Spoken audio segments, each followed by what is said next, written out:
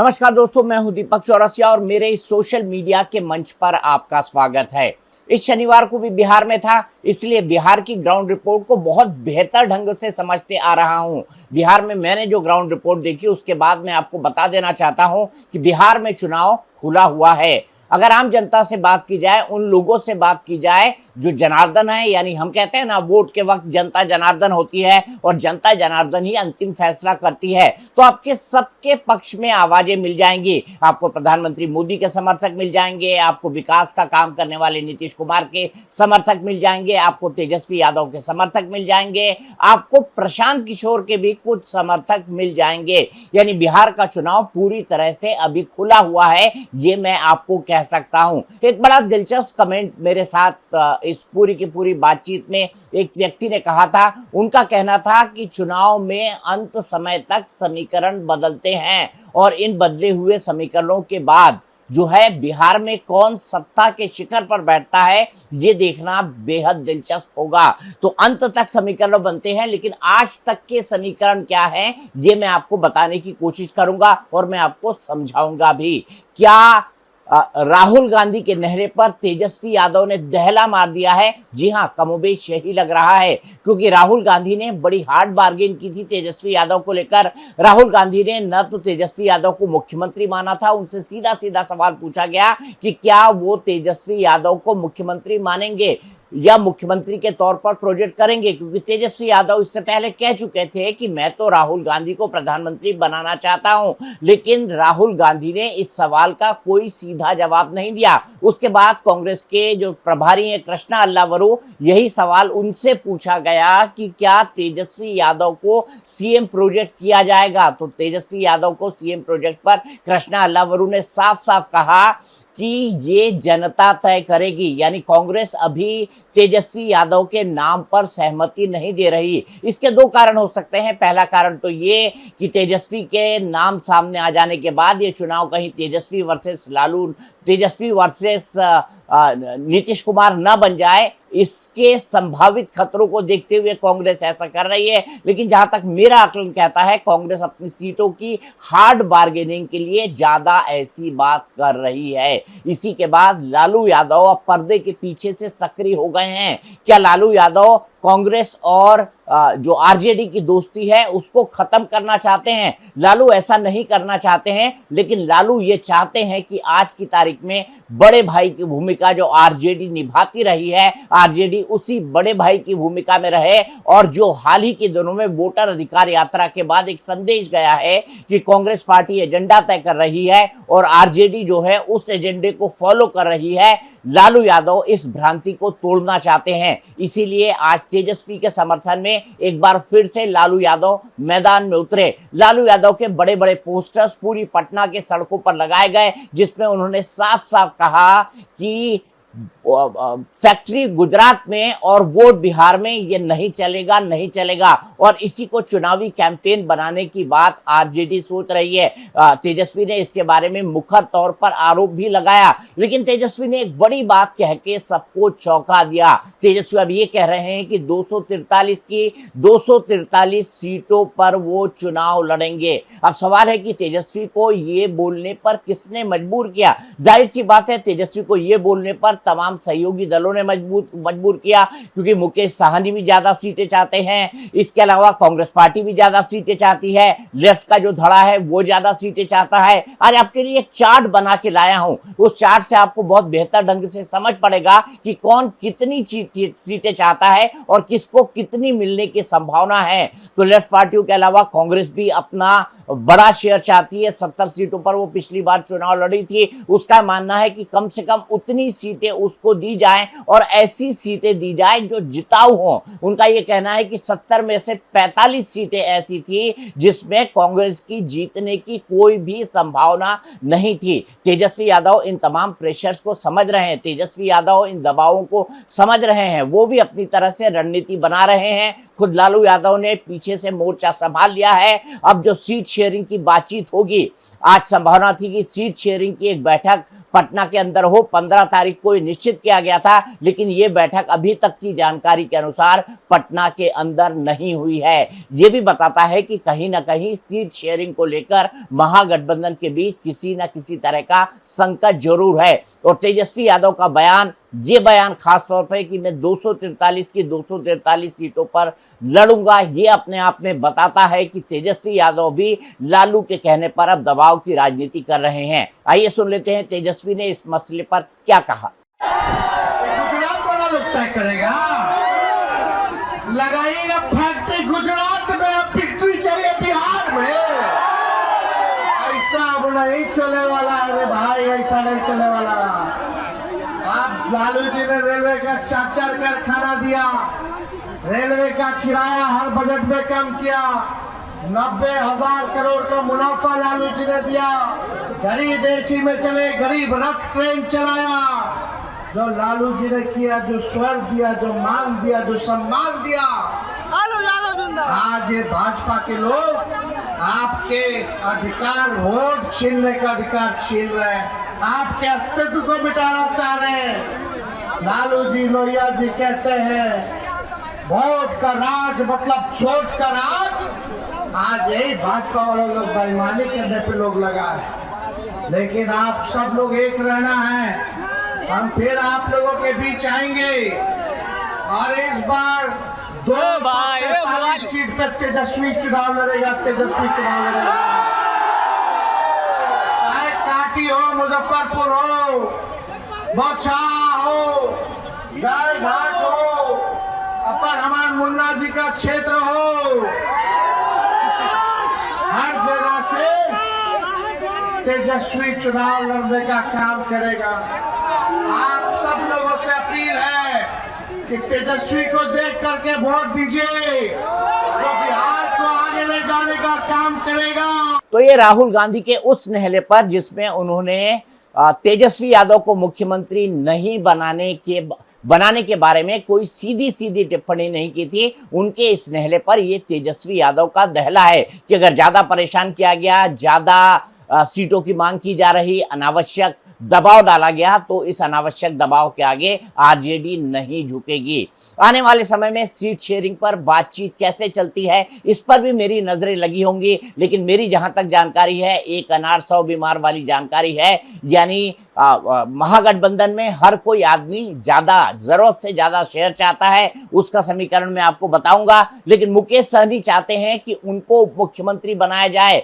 वहीं कांग्रेस पार्टी भी इस वक्त उप मुख्यमंत्री पद पर अपने किसी नेता को बिठाने की बात कर रही है। तो उप मुख्यमंत्री पद भी एक ऐसा विषय है जो महागठबंधन के दलों के बीच में एक खींचतान का विषय बन गया है। आपको पता है बिहार में कुल 243 सीटें हैं और इन 243 सीटों में पिछली बार तेजस्वी यादव ने सबसे ज्यादा सीटें लड़ी थी और 144 सीटें लड़कर उन्होंने 75 सीटें हासिल की थी और सदन के अंदर चुनाव के तुरंत बाद सबसे बड़ा राजनीतिक दल बनी थी।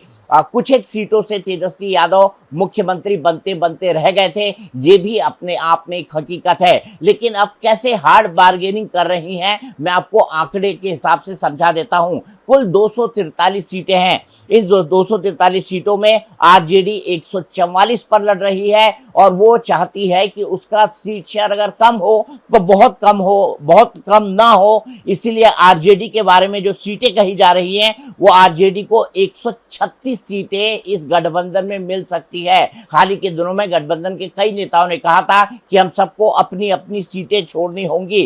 कांग्रेस जो है वो 70 सीटों पर लड़ी थी, लेकिन उसका स्ट्राइक रेट बेहद कमजोर था और मात्र 19 सीटों पर उसको जीत मिली थी। कांग्रेस 70 सीटों पर लड़ना चाहती है, लेकिन कांग्रेस के आसपास जिन चीजों पर बात हुई है उसके हिसाब से कांग्रेस को 53 सीटें देने के लिए फिलहाल आरजेडी राजी दिखाई देती है। लेकिन सवाल है ये 53 सीटें कौन सी होंगी, क्योंकि पिछले बार भी 70 सीटें जब दी थी तब कांग्रेस पार्टी ने आरोप लगाया था कि आरजेडी ने हमको जानबूझकर ऐसी सीटें दी जो कमजोर थी, जिसमें किसी भी हालत में कांग्रेस का कैंडिडेट जीतने की स्थिति में नहीं था, जिसमें लगातार 4 बार से ज्यादा जो है कांग्रेस कैंडिडेट हार चुका था। ऐसी परिस्थिति में अगर आप हमको 70 सीटें दे भी देते हैं तो वो किस काम की। तो जो 53 सीटें कांग्रेस पार्टी क्या इस पर नीचे आएगी, क्या वो 53 सीटें मानेगी? क्योंकि आरजेडी का फॉर्मूला ये है कि कांग्रेस को 53 के आसपास सीटें मिलनी चाहिए। वहीं लेफ्ट पार्टी जो है 40 सीटों की मांग कर रही है और लेफ्ट का परफॉर्मेंस जो है पिछले चुनाव के अंदर बहुत शानदार था। लेफ्ट ने टोटल 29 सीट्स लड़ी थी और इन 29 सीट्स के अंदर उसे 16 सीटों पर 12 सीपीआई-एमएल को मिली थी, 2 सीपीआई को मिली थी, 2 सीपीएम को मिली थी, यानी टोटल 16 सीटों के अंदर ये बेहतर प्रदर्शन लेफ्ट पार्टी का रहा था। लेफ्ट पार्टी फिलहाल 40 सीटें मांग रही हैं। हालांकि मैं इसको अगर बाइफरकेट कर दूं तो सीपीआई-एमएल खुद 40 सीटें मांग रही है, लेकिन इन 40 सीटों में से 34 सीटें देने को राजी हो सकते हैं और कोई सबसे बड़ा सहयोगी दल वहां पर है और कोई सबसे बड़ी पॉलिटिकल पार्टी है जो कंधे से कंधा मिलाकर लड़ने की हालत में है, तो मैं कहूंगा सीपीआई-एमएल है। उनका एक अच्छा वोट बैंक है, उनका एक अच्छा काडर है और दीपांकर भट्टाचार्य से अपनी इस पटना विजिट के अंदर मैंने मुलाकात की थी, तो दीपांकर भट्टाचार्य ने मुझे बताया कि हम 40 सीटों पर लड़ने की तैयारी कर चुके हैं। तो अब 40 तो उनको नहीं मिलने वाली, क्या 34 सीटों पर वो राजी हो जाएंगे? इसी तरह वीआईपी मुकेश सहनी की पार्टी जो मल्लाह का बेटा है, उसकी पार्टी 66 सीटें मांग रही है,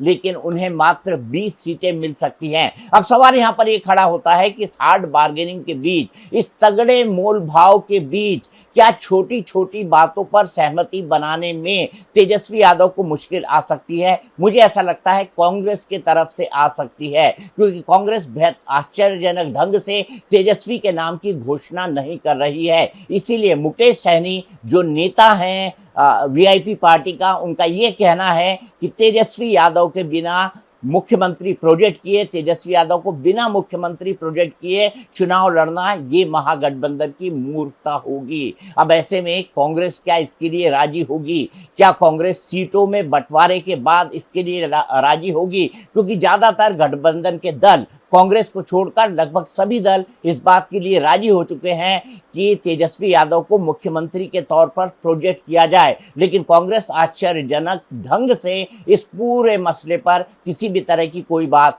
नहीं कर रही है।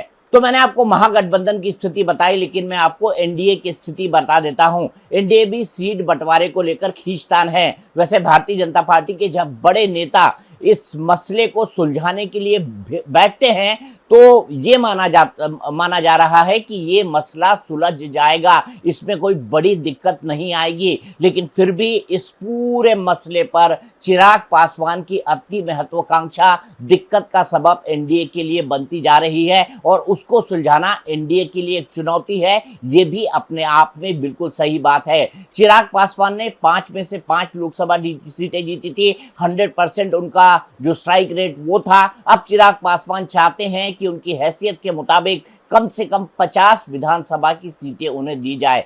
50 विधानसभा की सीटें क्या मिल सकती हैं? बिल्कुल नहीं मिल सकती। चिराग पासवान कहां तक कॉम्प्रोमाइज कर सकते हैं, ये भी अपने आप में बड़ी बात है। लेकिन मेरी जानकारी के मुताबिक चिराग पासवान और बीजेपी हाईकमान के अंदर एक कम्युनिकेशन गैप है और इस कम्युनिकेशन गैप का एक बड़ा कारण चिराग की कुछ मांगे हैं। जैसे वो 50 सीट मांग रहे हैं, 50 सीट के साथ साथ चिराग पासवान क्या चाहते हैं? चिराग पासवान ये चाहते हैं कि उनकी मां रीना पासवान को राज्यसभा की सीट दी जाए, उनके जीजा अरुण भारती को उप मुख्यमंत्री बनाया जाए। इस तरह की हार्ड बार्गेनिंग चिराग पासवान कर रहे हैं। अब चिराग की लौ के आगे क्या एनडीए का पूरा कुनबा बिखर जाएगा? क्या इसका प्रेडिक्शन किया जा सकता है? मुझे लगता है ऐसी संभावना नहीं होगी। लेकिन चिराग क्या अनमने ढंग से फिर राजी हो जाएंगे, ये भी देखना अपने आप में बेहद दिलचस्प हो जाएगा।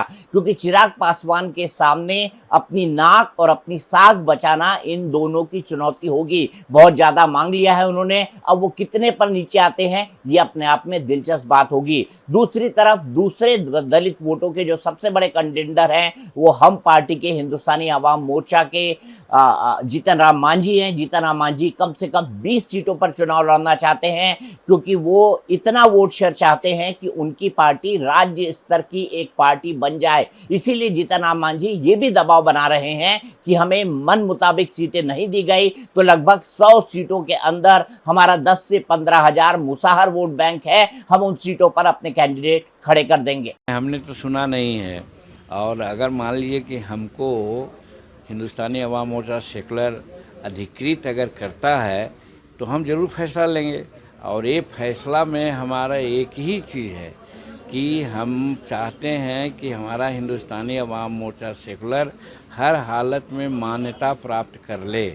अब मान्यता प्राप्त करने के लिए हमको 8 सीट विधानसभा में चाहिए या 6% वोट चाहिए टोटल वोट पोल का। तो दो परिस्थिति है कि अगर 8 सीट लाने के लिए कम से कम हमको 15, 16 से 20 सीट मिले तभी ना आ सकें। सब सीट हम जीत जाएंगे सो बात तो है नहीं। तो अगर 60% स्कोरिंग सीट माना जाएगा तो भी अगर कहा जाएगा तो 15 सीट की बात आती है। 15 सीट हमको मिलेगा तो हम 8 सीट जीत जाएंगे। तो एक क्राइटेरिया है, और नहीं तो फिर हम भी 50 या 100 सीट पर लड़ेंगे। हर जगह हमारा 10,000, 15,000 हमारा वोटर्स है, जीत करके 6% हम वोट ले आएंगे, हम मान्यता प्राप्त कर लेंगे। तो चूँकि 10 वर्ष हमारा पार्टी का हो गया, अब हम निबंधित पार्टी रहने में अपने को अपमानित समझते हैं। इसलिए इस बार करो या मरो का हम लोग का ये मुद्दा है। तो 243 सीटों पर एनडीए का फॉर्मूला क्या है ये भी मैं आपको बता देता हूं। भारतीय जनता पार्टी जिस फॉर्मूले पर सबको बनाने की कोशिश कर रही है, जेडीयू ऑलरेडी इस बात पर मान चुकी है। मुझे नहीं लगता जीतन राम मांझी गुस्सा होंगे, जीतन राम मांझी भी मान जाएंगे और राष्ट्रीय लोक मोर्चा यानी उपेंद्र कुशवाहा की पार्टी है वो भी मान जाएंगे। 5 दल टोटल जो है इसके अंदर हैं। तो जेडीयू को 100 के आसपास सीटें मिलेंगी, 100 प्लस सीटें मिलेंगी, और ये माना जा रहा है कि जेडीयू इस बार भी बड़ा भाई होगी। सिर्फ टोकन के तौर पर उसको 1 से 2 सीट ज्यादा दी जा सकती है। जेडीयू को 102 सीटें मिल सकती हैं, इसमें प्लस माइनस 5 हो सकता है। बीजेपी को 100 सीटें मिल सकती हैं 243 में से, इसमें ये भी 100 प्लस लड़ेंगे, ये सीटें 101 हो सकती हैं, इसमें भी प्लस माइनस 5 हो सकता है। लोक जनशक्ति पार्टी रामविलास पासवान 50 सीटें चाहता है, उनको 34 सीटें मिल सकती है, इसमें प्लस माइनस 4 हो सकता है। हम 22 सीटें चाहता है, उनको 10 मिल सकती है, इसमें प्लस माइनस 2 हो सकता है। और आरएलएम जो है 10 सीटें चाहता है, उनको 8 मिल सकती है, इसमें प्लस माइनस 2 हो सकता है। तो ये तो मैंने आपको दोनों के फॉर्मूले बता दिए, लेकिन मैं तो आपको बता रहा था ना ग्राउंड रिपोर्ट क्या कहता है। ग्राउंड रिपोर्ट ये कहती है कि अभी पटना चुनाव के लिए बिहार और पूरा का पूरा पटना अब तैयार हो रहा है। और आपको पता है बिहार के अंदर चुनाव जो है किसी उत्सव से कम नहीं होते हैं। बिहार का हर शख्स हर चाय की दुकान पे चले जाएंगे, पान की दुकान पे चले जाएंगे, किसी चौक चौराहे या गुमटी पर बैठ जाएंगे। आपको लोग राजनीति पर बात करते हुए, आपको लोग राजनीति पर चर्चा करते हुए खूब मिल जाएंगे और खूब राजनीति की बातें करेंगे। तो ये है बिहार का जो ये पूरा का पूरा जो है ये बिहार की विशेषता है, और यही विशेषता बिहार को राज्यों से अलग बनाती है। लेकिन ये भी एक हकीकत है कि बिहार में जातिगत समीकरण ही चुनाव जितवाने और हरवाने का सबसे बड़ा आधार बनते हैं। तो जिसकी तरफ ज़्यादा जो सोशल कॉम्बिनेशन जाएगा वो चुनाव जरूर जीतेगा, और जिसके पक्ष में कम सोशल कॉम्बिनेशन होगा वो चुनाव नहीं जीत पाएगा। और यही कारण है कि नीतीश कुमार अंत में एक डिसाइडिंग फैक्टर बन जाते हैं, क्योंकि जो एमबीसी मोस्ट बैकवर्ड क्लास या एक्सट्रीम बैकवर्ड क्लास है ईबीसी, उनका वोट जो है वो नीतीश कुमार की तरफ है, और वो एक तरह के बैलेंस का काम करता है बिहार की राजनीति के अंदर। तो ग्राउंड रिपोर्ट फिलहाल यही कहती है। आज के लिए इस वीडियो में इतना ही। कल फिर एक नए वीडियो के साथ आपसे मिलूंगा मेरे इस सोशल मीडिया के मंच पर। तब तक के लिए नमस्कार। और आपको ये भी कह दूं कि इस वीडियो को अधिक से अधिक शेयर कीजिए, अधिक से अधिक सब्सक्राइब कीजिए और अधिक से अधिक लोगों तक इसको पहुंचाइए।